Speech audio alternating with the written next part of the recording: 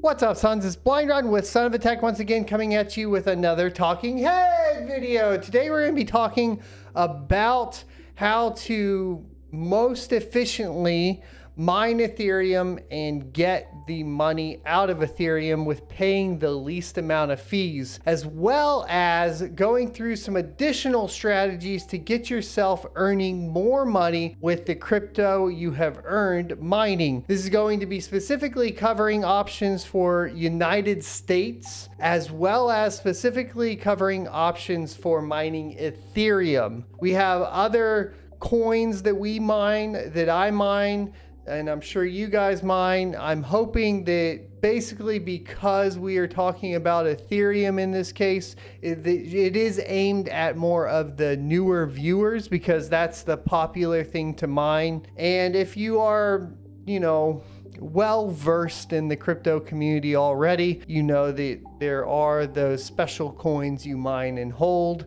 and you probably already know where you should be holding them, i.e. a hardware wallet or a paper wallet, and then holding those things until they are worth some money, like we did with ETH while everybody else was saying it wasn't worth anything. You silly noobs. All right, noobs, let's get into it. But before we do, check out the affiliate links down in the description below. I have been using YubiKeys for a while now. They are hardware multi-factor authentication devices to protect your, of course, accounts. So this is going to be very, very important when you get into crypto because you're going to want to make sure that you multi-factor authenticate everything.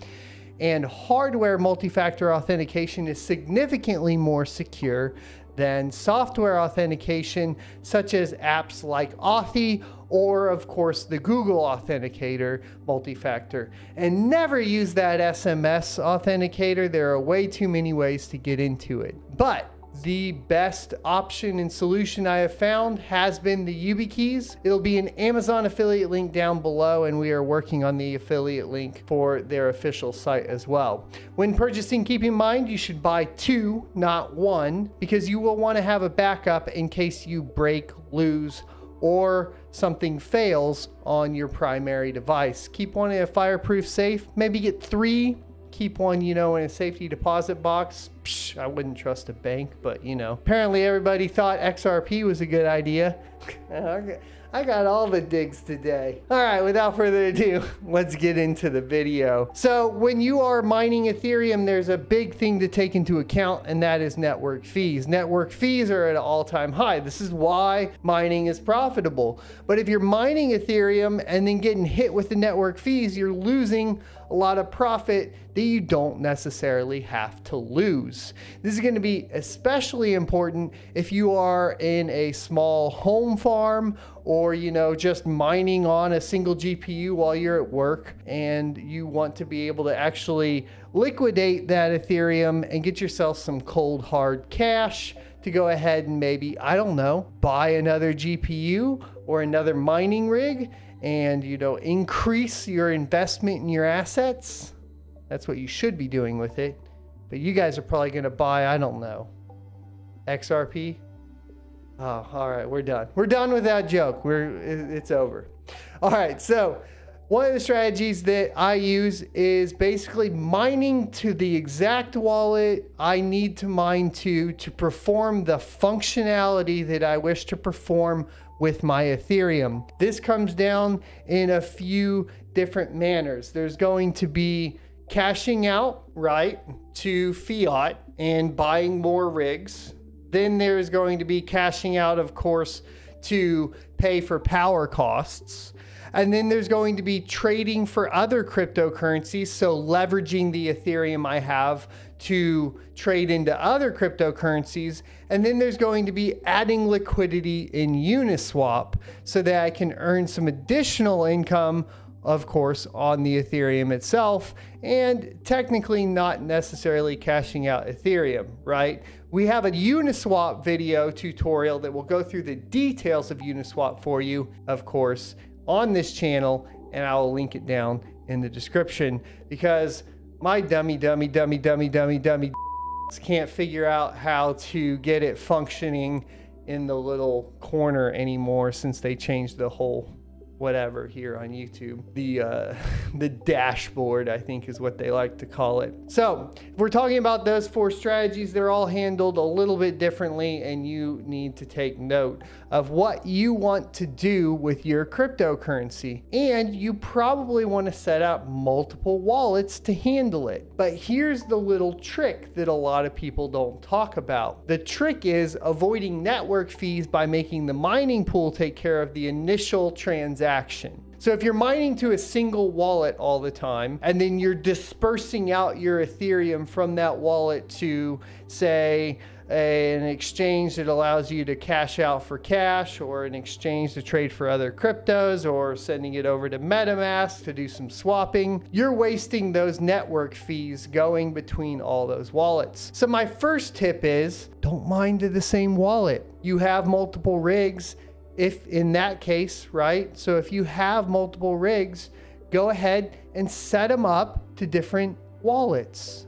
Yes, the payouts might not happen as fast, but you're going to be protecting yourself from those network fees. So stop paying unnecessary network fees. It's ridiculous. If we hop in over here though, I'm going to give you guys an idea of how I am reducing the amount of fees on my mining operation in general. And that starts all here with Hive OS. Why is Hive OS important? Well, first, it's a really easy way to manage all your rigs. So hands down, I love it. Affiliate link, once again, will be down in the description. So check it out if you guys want to mine the Hive OS or use it as your operating system for mining. They have a few different ways to handle this. It's free if you are under 4 workers. Doesn't cost you anything. Over 4 workers, it handles this in one of 2 ways.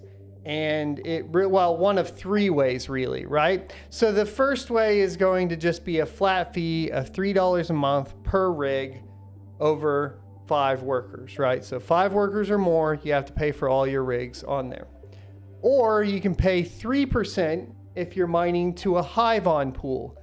Hivon currently supports Ethereum and Ethereum Classic, nothing else.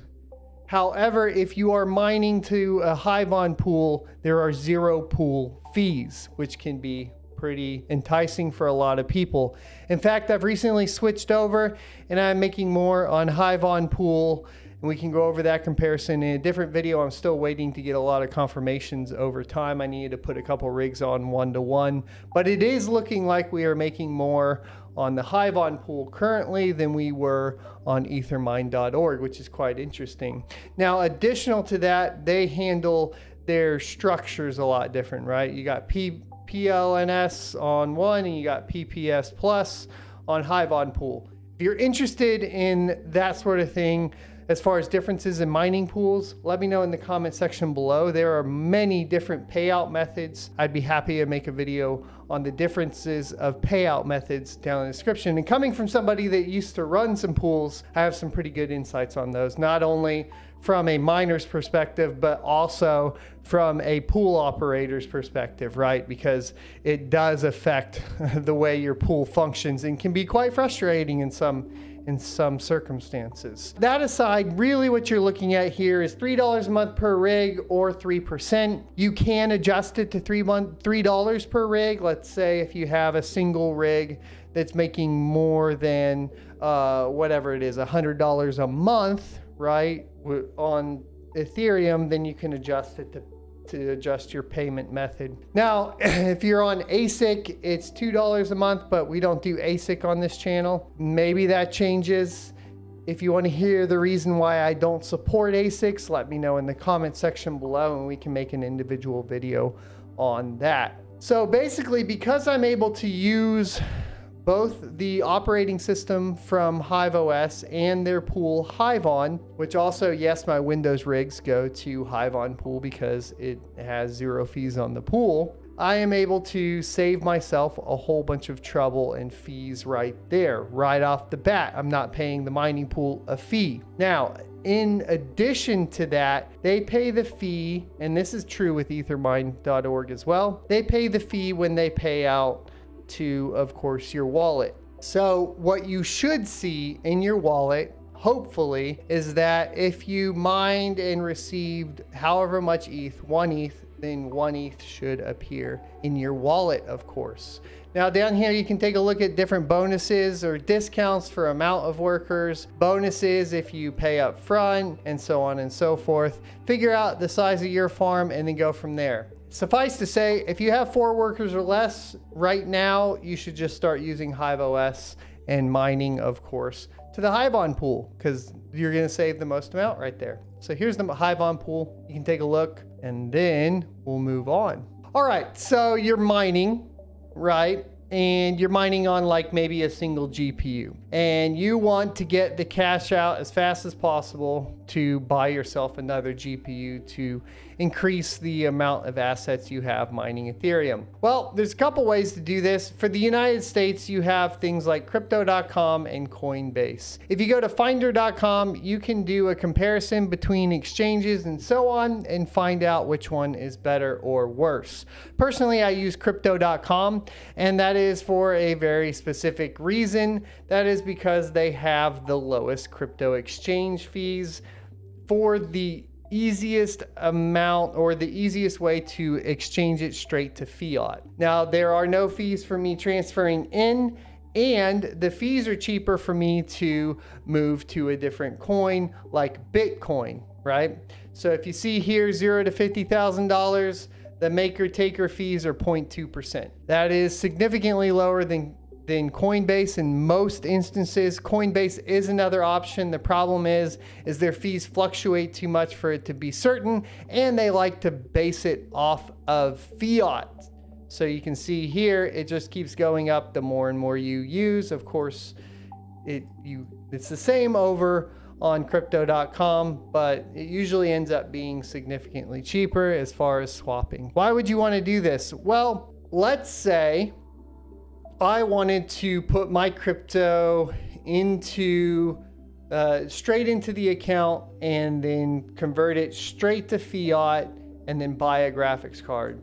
Well, if I am using crypto.com and I have ordered their credit card, it's as easy as going into the app, clicking top up, going on to Newegg, and buying the graphics card I want. End of story. I don't have to convert even the Ethereum, because the Ethereum will top up, will transfer basically straight to fiat onto the card. There are different levels of cards you can get depending on how much Crow you want to stake, and that is something that you should take into account, is that your initial setup of this app is going to cost you some money in basically staking their own little token called Crow, and you need to basically take that into account for your initial setup. However, I have found it to work way better than my Coinbase account, especially because Coinbase kind of forces me to do a lot of things. If I want to cash out to my bank, it doesn't work very well.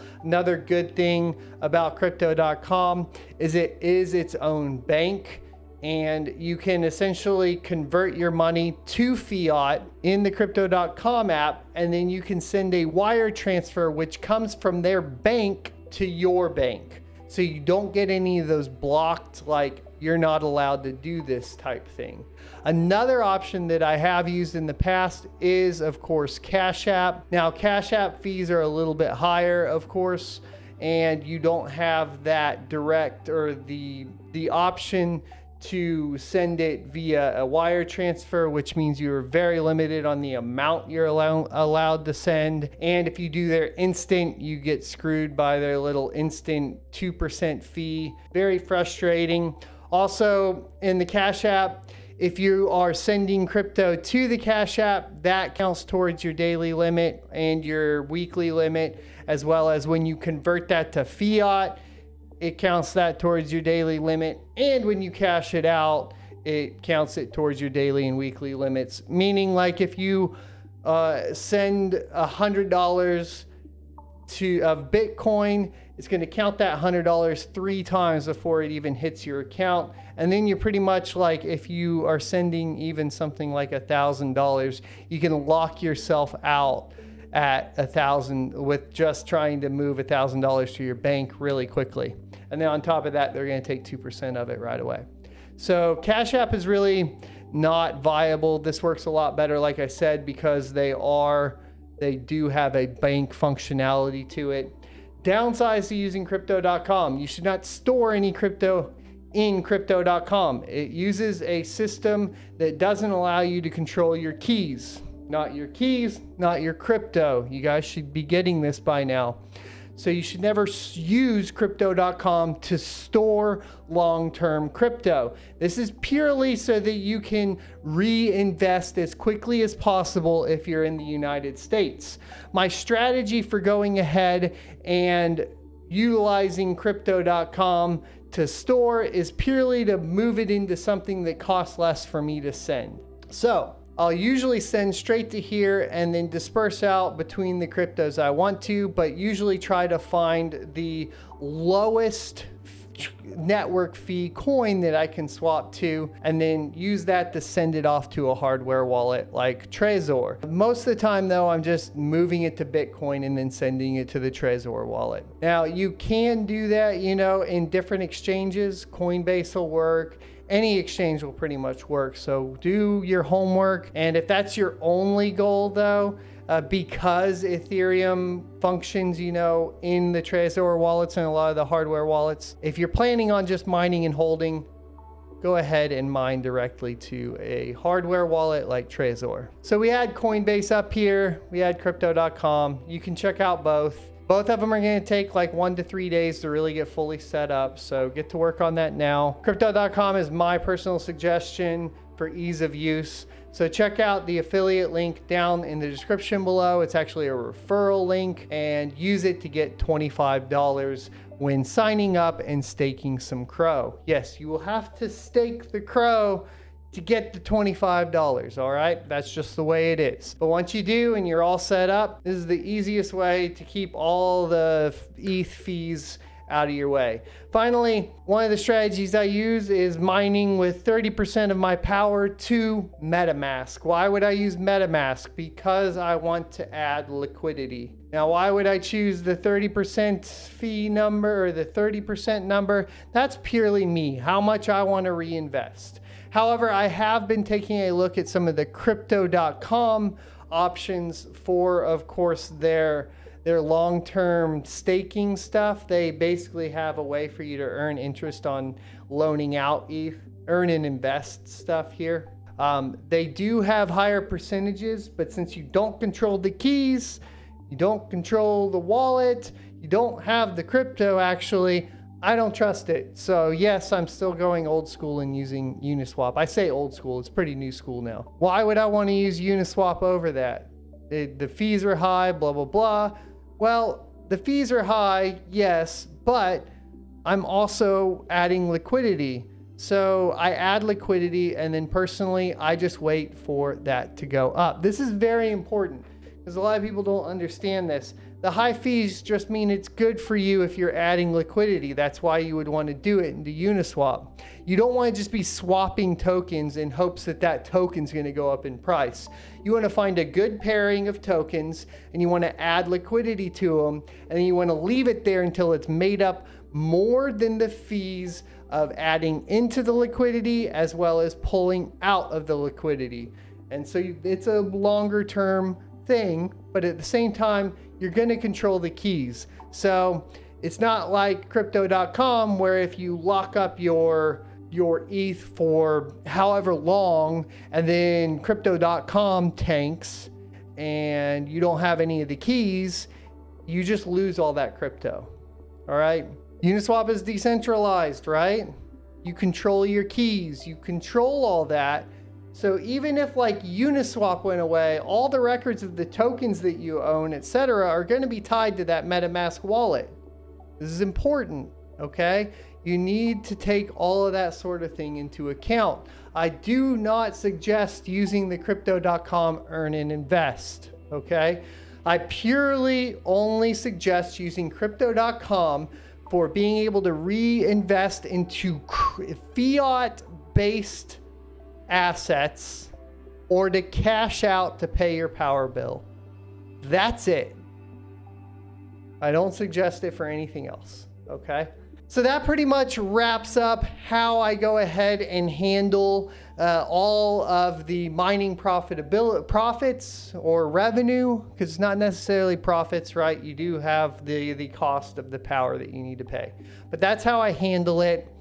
It is a little long-winded. I didn't write a script for it because these are supposed to be talking head videos. So hopefully you found a nugget of help or information or something in this video. Finally, yeah, the Trezor wallets, I'll leave an Amazon link down in the description below. Those are your long-term hold options. That's going to be where you want most safely going to be able to store your crypto. MetaMask is a hot wallet. So if you're going to store any crypto in MetaMask, you know, you need to keep into account that it is less secure than if you use something like a Trezor. Even better, something like a paper wallet. But, you know, we're going to start with the easier stuff. And then we do have Trezor guides up on the channel. They're pretty old. They probably need to be updated here. So I'll be taking a look at that shortly.